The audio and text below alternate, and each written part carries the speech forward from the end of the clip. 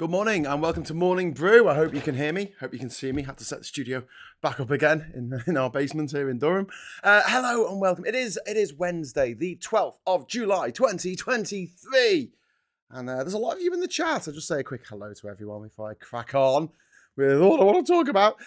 Neil wants to ask about mathematics being brought up in PMQs today, or deputy PMQs, due to the member for Southend West. I think this is Angela.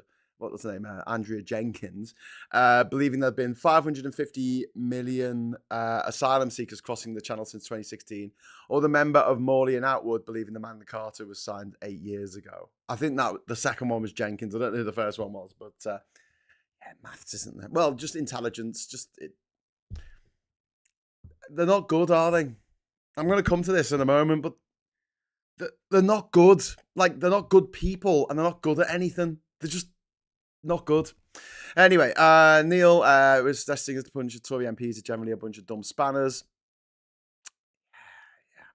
I woke up this morning, said Johnny Cophead, and some beastard had put £230,000 into my account. Does this mean I have to become a Tory now? No. But you could go through a higher level on Patreon, Johnny, if you want to. Sounds like a terrible affliction to have. About to say goodbye to my burgundy passport, boohoo, since due to expire in November. So where can I get the cover EU holder with the ring of stars on it? There's a few places online you can get them. Just look it up. But I should probably make one, shouldn't I? I should make one on one of these sites where you can just make things and sell it.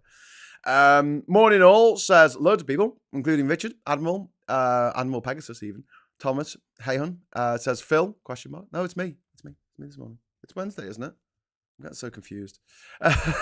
Morning all, morning from Frank Riley and Lee Corn. And do you know what it is? Oh, it's because the title has come up with Phil Morehouse, hasn't it? Because I used the title from yesterday. I didn't update the title. Okay, right. Sorry, I don't know if I can now.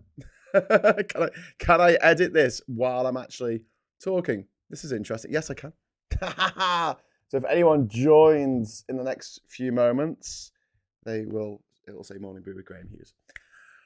Whew, okay, right, that's fixed. if you refresh the page, it should change. You've got the time. Okay, Ken, all right, I get it. Anyway, look, talking of cock-ups, let's talk about the BBC. No, let's not talk about the BBC because we might get sued. But it's been a bit of a roller coaster, hasn't it? Please don't name the presenter that you think it is or know it is. The allegations came out last week about an unnamed BBC presenter who had solicited photographs from a 17-year-old, which will obviously be a criminal offence, to fuel her drug habits, which makes it even worse. And this guy didn't come forward and say who it was. And then over the weekend, it turned out that the woman in question, her lawyers, had been on and said, hey, none of this is true. Her parents are just making it up. But now it's come out that there was another young person who has been verbally abused online, through one of these dating apps by the same presenter. And that's reported on the BBC, and they've seen the WhatsApp chat, and it's his number. So they know it's him. And this is the point where you think, just name him. Do it in Parliament today, parliamentary privilege. But then again, once you do that, that's a boon for the Sun, isn't it? And we don't want to do things for the Sun because we don't like the Sun because it's owned by Murdoch and run by scumbags. Edited by scumbags, written by scumbags. It's just a scum rag. We hate it. We hate it forever. But that wasn't what I wanted to talk about mainly today. It changed without refresh, says John Clements. There you go. See, I'm almost on the ball. I honestly had to set the studio up. So it was all like putting my lights up and my camera, plugging it all in, get me monitors back out because everything had been put away, having to drag the table back out and everything and plug everything back, literally everything back in. So it's amazing that I managed to get in on time and have breakfast and make myself a brew.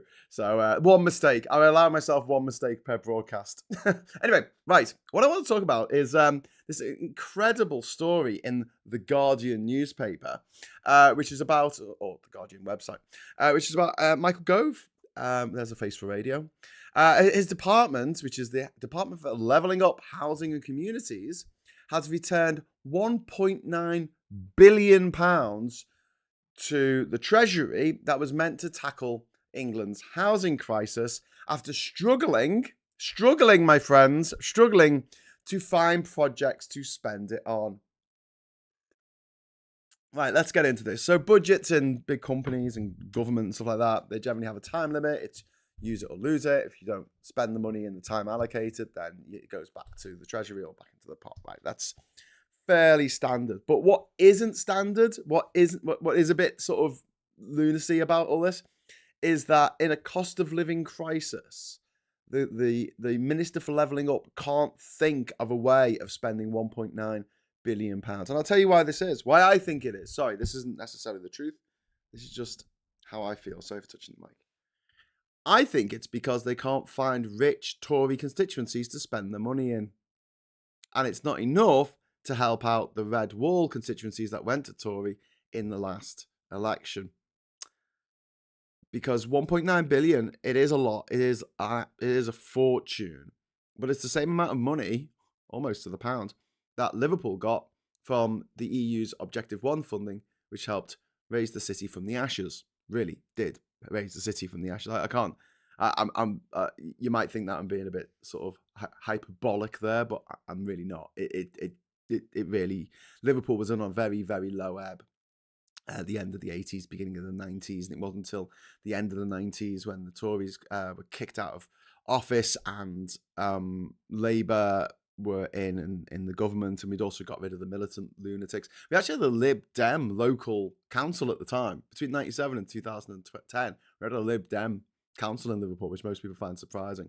But as a result of both the Tory government of the 80s and 90s, and also Derek Hatton and his lunatic mates in the 1990s, the 1980s, the militant faction of Labour, borrowing loads of money from Japanese banks, was it? Was that what it was?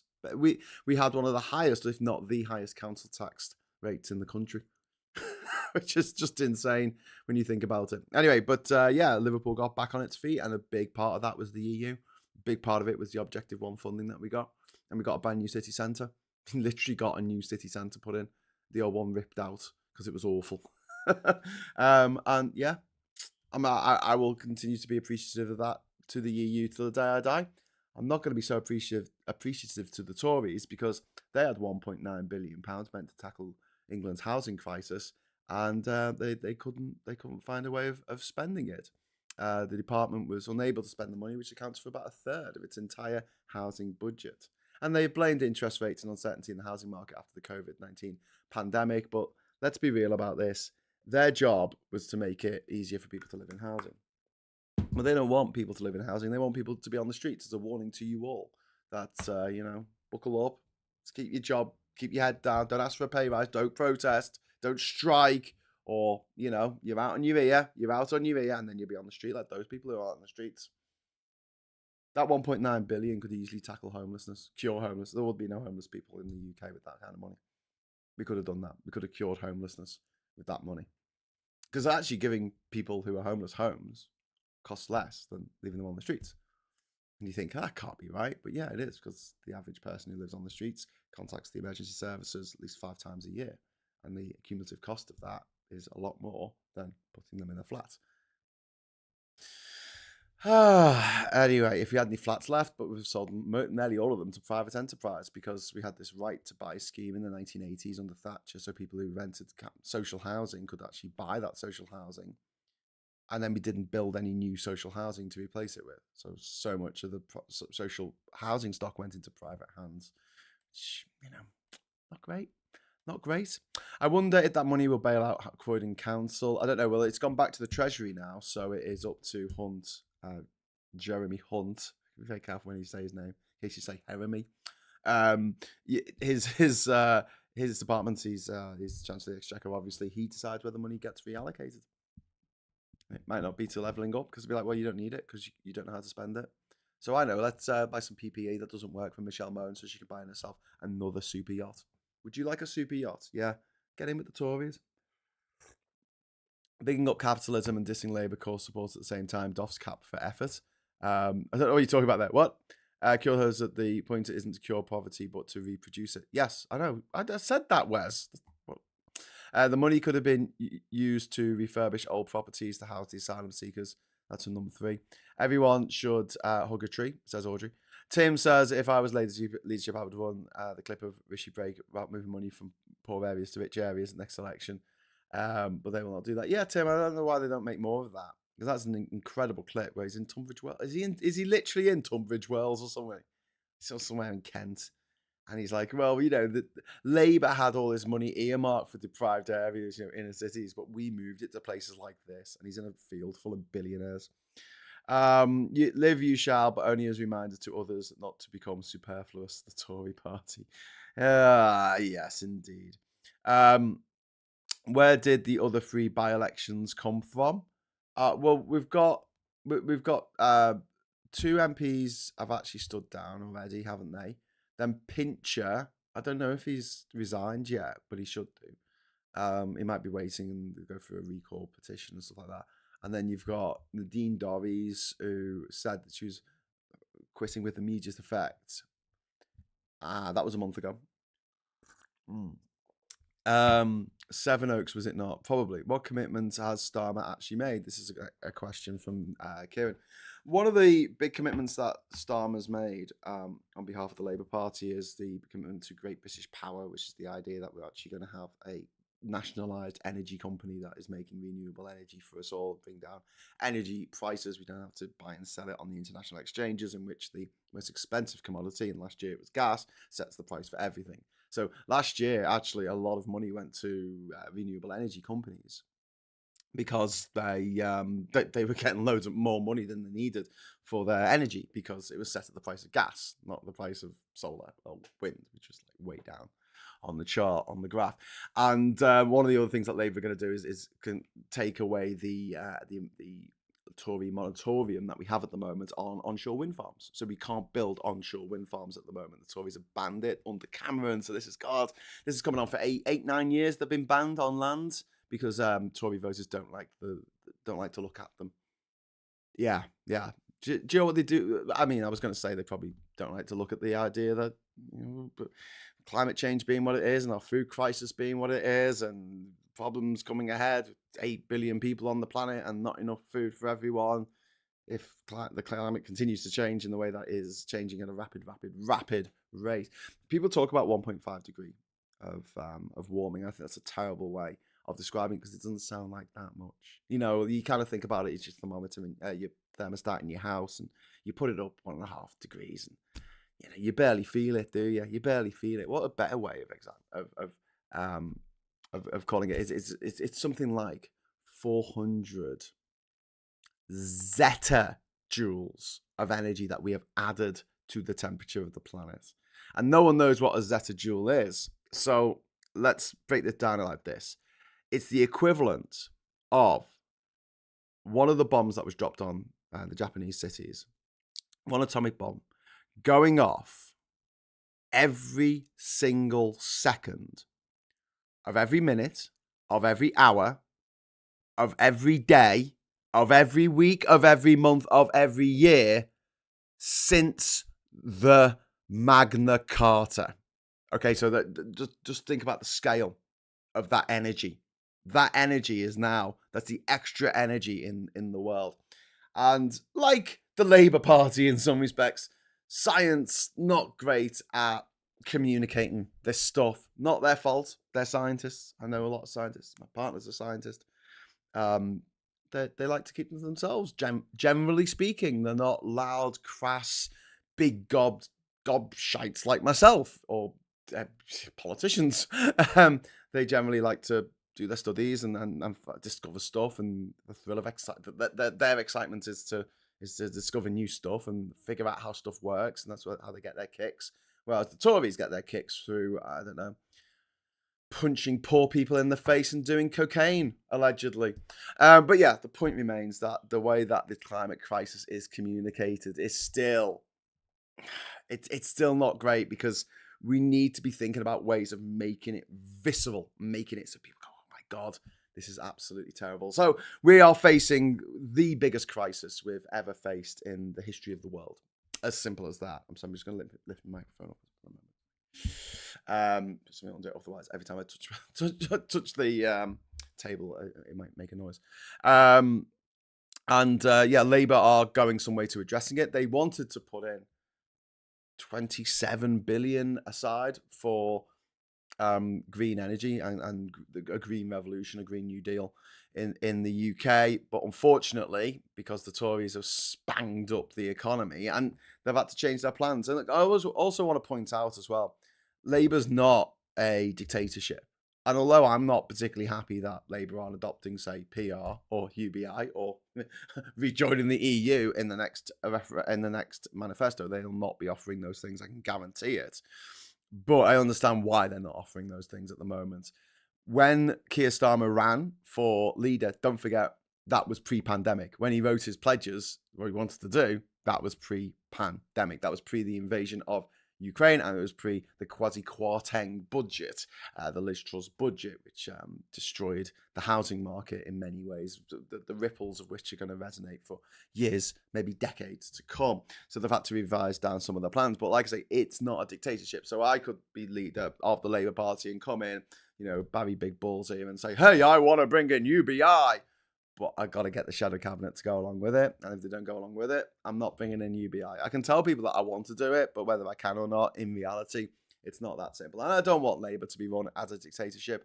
I don't think that would be really helpful. I think it should be run as a consensus thing amongst the politicians who, are in the shadow cabinet, who will be forming a government at some point next year, fingers crossed.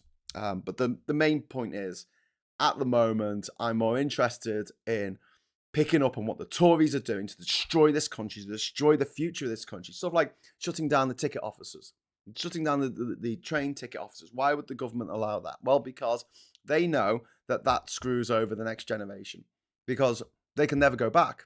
Once they're sold to a coffee chain, they can't go back. Edwin Hayward did a really good thread on this about how the Tories are going to spend the next year or so destroying as much stuff as they can, damaging as much stuff as they can on the way out. In the same way that the Portuguese, when they left Mozambique and Angola in the 1970s, they trashed the places on the way out. They burnt buildings down. They pushed cars off cliffs. They poured concrete down wells. That actually happened. The Portuguese in the 1970s, on the way out of Africa, poured concrete down wells. And say, well, if you don't want us telling you what to do, then we're going to destroy your water supply. And that's what the Tories are doing now to our country. They're trying to do as much damage as they can and stuff that will never go back. We can't fix it once they've damaged it enough. And that's one of the reasons why we've got so many of these terrible trade deals around the world. It's not to improve trade. It hasn't. It's to try and lock in Brexit for the next 50 years. Because if we try and leave those deals to join the EU, then we're going to have to pay some kind of fine. Yeah, it's like paying off going back on any deal, there's going to be some penalty in that. So you imagine the Australian farmers or the New Zealand farmers saying, well, if you're going over to the European deal that we've got with the EU, New Zealand's got an amazing deal with the EU and it's very good for the EU, whereas we've got a terrible deal with New Zealand. Well, no, I mean, it's good for them, but it's terrible for us. And the quota, the amount of lamb that can come over from New Zealand will be significantly cut when we go back into the EU.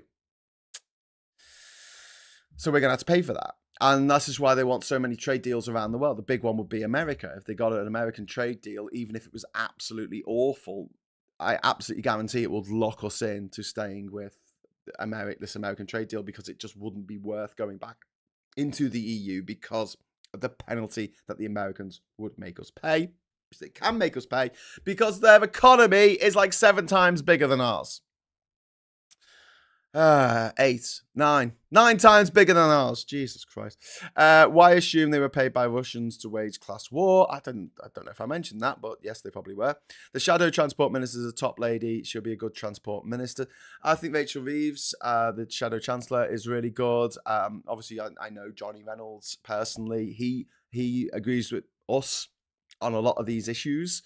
And so when Labour are in power, and this is one of the reasons why we've set up Labour Social and why me and Phil and Supertansky and John Mortar and all these different people all appearing on this channel, is because we're trying to work a situation out where we're kind of like the middle person, I don't say middleman, middle person between the Labour Party and people who are interested in politics and getting the message out in a way that the Labour Party can't. either because they're not very good at communications, or because they can't swear and take the piss and basically talk about different policy things that they're not supposed to mention because of X, Y, Z. We can talk about what we like on here. It's a free format, but please don't mention the name of the BBC staff member who has been accused of indecent things.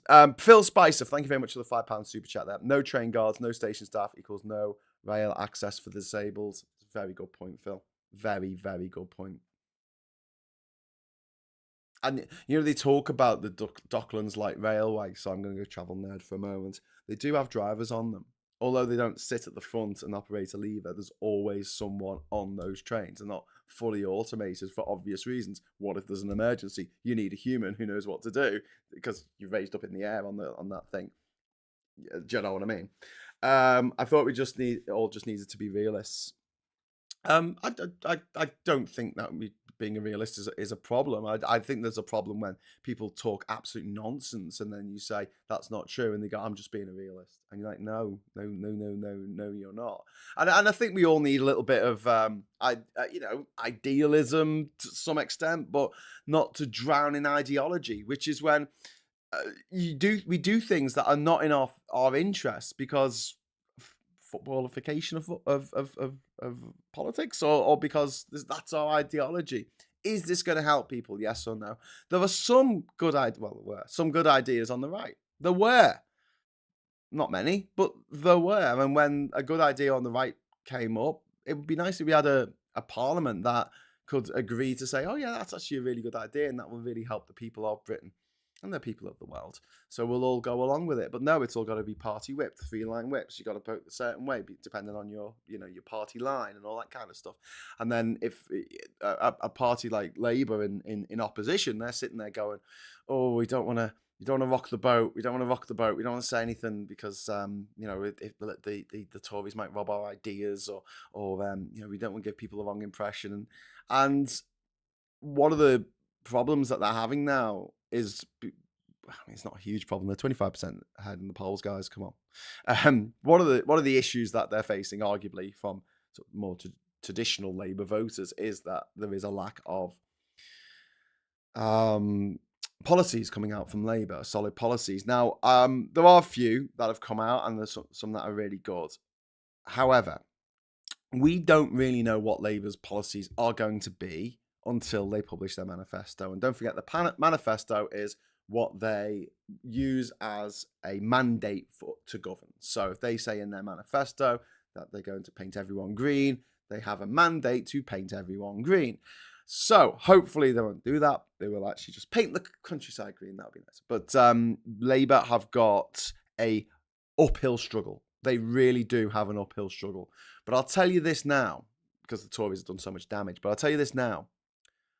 When Labour have £1.9 billion to spend on levelling up, they'll spend it on levelling up. I guarantee it. They will spend it on levelling up. And Labour won't get away with stuff like the Tories get away with stuff. They won't have a client media that's there at their beck and call, there to throw dead cats on the table when, certain issues need to be brushed under the carpet, certain news stories need to be published on a Monday on page 37. Labour won't have that. If Labour gave one of their mates millions of pounds for PPE, which they then went and spent on a luxury yacht and 2 houses in Glasgow for their children, Lady Moan, there would be an issue there. There would be an issue. Talking of Lady Moan, one of the reasons why Carol Vorderman has become so vocal, I'm hoping to get Carol on the show actually on Labour Social soon, so look out for that. One of the reasons why she became so vocal in her campaign against the government was because she knows these people. She knew Michelle Moan, and she was just absolutely disgusted at the profiteering, the pandemic profiteering that went on, and the PPE contracts that were given, and the PPE that arrived that didn't even bloody work. It didn't work. And so hospital staff, over 800 hospital staff, as doctors, nurses, other people working in hospitals, professionals working in hospitals, died during the pandemic. That was mostly down to inadequate PPE. So these people didn't just steal from the taxpayer. They actually killed our public servants. because the PPE that they supplied and took a huge cut for themselves out of, so they could buy a yacht and houses for their children. That money was just spent on enriching their friends and killing NHS workers, and that's why Carol Vorderman got so agitated about it. Just a big shout out to Johnny Copperhead there. We do need a dramatic overhaul of Parliament and the electoral process. That's a very good point, Johnny. I mean, I haven't got much time, but I'm going to come back to Johnny's point there and how that equates to what Labour are proposing. And so far, this is what we like to do when we're in government. Whether they can do it or not is another matter. But when it comes to stuff like the overhaul of Parliament, then that is something that will be in their power to do, because it's not something that you require. You don't need the economy to be going well to fix the democratic system. But let's just go back on to Carol Vorderman for a moment. So now Carol's been very vocal on Twitter for the past year and really going after these Tories. And for like no good reason, Johnny Mercer's wife, Felicity Cornelius Mercer, decided to have a pop at her last week. And it's just it's the only reason why anyone is still even looking at Twitter, because now we have Threads. We don't need Twitter anymore. Twitter is so last week. This vitriol that's coming out of this MP's wife, who is on the taxpayers' payroll. We pay for her wages because she's employed by Johnny as his assistant or secretary or something. Great. I think she earns about 45 grand a year from you. And she's choosing to spend all of her time slagging off Carol Vorderman. And then Subatansky entered the chat. While Subatansky appears. And she started slagging off Subatansky in the same way that the week before we had Brenda Clark-Smith having a go at her. And also Marina Perkis. Marina Perkis, apparently. They're the witches of Eastwick, or Twitterwick, as Cornelius Mercer said over the weekend. And it's like, oh my God, could you the ratio, we call it ratioing, when someone puts up a tweet and then someone does a response to it and the response gets like 1 million times more likes than the original tweet. That basically happened, just on another level. But someone pointed out that in the Witches of Eastwick, the witches are played by Cher, Susan Sarandon, and Michelle Pfeiffer. So that's not a bad 3 people, in the 80s to be compared against. Okay, fair enough. And they win at the end. I don't know if Cornelius Mercer has seen the movie The Witches of Eastwick, or just Googled what movies have the word witches in the title. And tried to make some terrible pun. But the moral of the story is the Tories know how to spend money when they want to. When they want to spend money on themselves, when they want to spend money on feathering their own nests, when they want to spend money on feathering the nests of their old school chums, or maybe when they're giving £3 million to a college in America to name a library after themselves, like Rishi Sunak did last week, while also giving £10 worth of wine, a £10 bottle of wine signed by himself, which he probably got for free, for the local raffle for a school in his constituency. Leveling up. Oh, by the way, I think the school in America is a private one as well. So, private schools, they're great. If it wasn't for private schools, we'll be spending so much more on education. We really would. David Faulkner, hello. I've got a super chat for 18 Hong Kong dollars. Thank you very much, David, watching from all the way over from Hong Kong with a little me thing going, me. Does it mean the Tories are the devil? Asks Lucy. Yes. Next question. Most likely they have not seen the film since the 1980s. Forgot the plot. It's like these 3 bored housewives and the devil turns up, who's played by Jack Nicholson. Role of a lifetime for him, because Jack Nicholson. It's a fun romp. It's not a great movie, but it's fun. Gary says, are you a troll? I don't think I'm a troll. What? Every Tory needs to have their bank accounts investigated as soon as Labour are in. Test 91 leads. I really want to see this happen. I really want to see proper criminal investigations done into everything that's gone on in Parliament since 2010. All of it.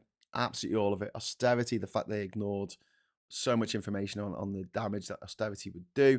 When we look at the response to Grenfell, in fact, the Grenfell Tower is still there. It's still there, like a stain on the conscience of anyone traveling up the Westway.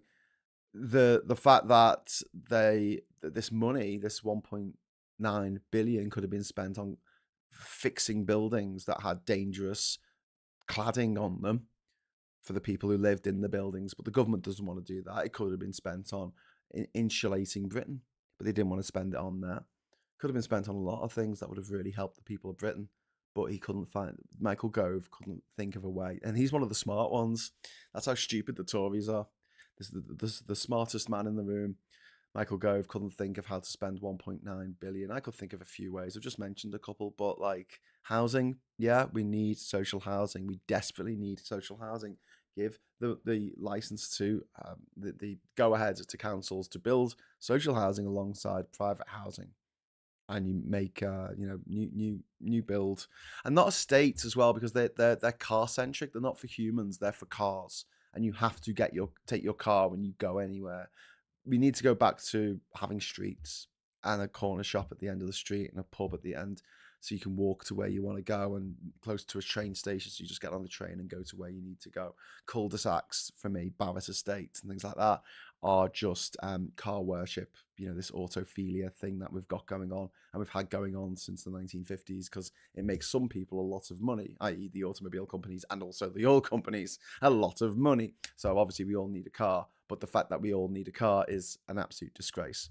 It is an absolute disgrace. Like yesterday, I came back from London. I had a meeting with the Movement Forward crowd, / Josh Russell and Supertansky and all that, talking about social stuff, but also what we're going to do. I mean, what our plans are over the next couple of years.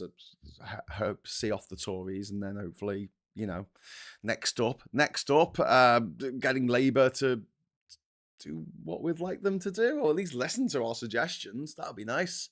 Don't stand a chance for the Tories unless you're a millionaire. Are you a millionaire? Drop in a super chat. Thanks. There's a good chap. Cars turned our cities into violent hellhole, says Clapped Out Motor. I couldn't agree more. I hate cars. I want them all gone. The fact that the oil companies and the car companies can actually get people to protest against 15-minute cities, the idea that you can walk to everything that you need because it's totalitarianism or something. No. I see the city centre of Birmingham or Newcastle with these horrible overpasses and underpasses and concrete things for cars everywhere, concrete car parks, soot and fumes and lead and petrol and diesel, and it's disgusting. And that's how we build our cities, around the needs of the car rather than the needs of people, and that violently needs to change.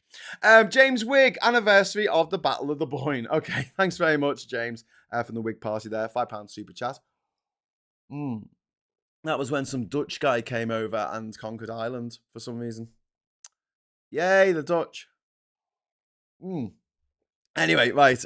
You're also always so positive. See out the Tories, bring back protests, trans rights, and UBI, please, says Lucy. Yeah, bring back protests, definitely. Bring back strikes. I mean, one of the things with Labour as well that we have to consider is that they are funded largely by union fees, union subs. So one of the first things they're probably going to do when they get into office is make it easier for unions to go on strike, make it easier for people to unionize. And one of the things that the Tories have done very quickly, because it's 4 minutes past 10, I've really got to wrap this up, is this is absolutely shocking. They have to ballot their members to go on strike, and it has to be done by a postal vote. It has to be done by a postal vote. I mean, come on, please. What?